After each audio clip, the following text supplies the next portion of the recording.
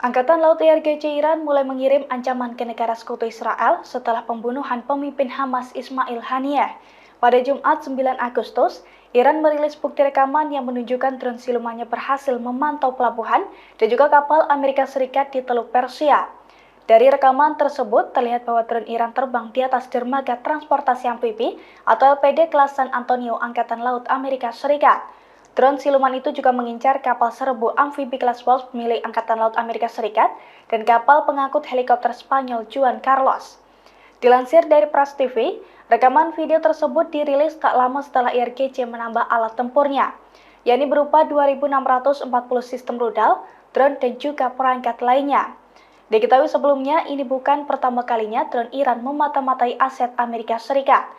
Pada April 2021, IRGC juga telah merilis rekaman jarak dekat saat drone-nya memata-matai kapal induk Amerika Serikat di Teluk Persia. Saat itu rekaman tersebut diambil dari 4 skuadron drone, sehingga rekaman tersebut dapat menampilkan gambaran rinci dan real-time dari setiap pesawat tempur dan peralatan militer lainnya di dek kapal induk tersebut.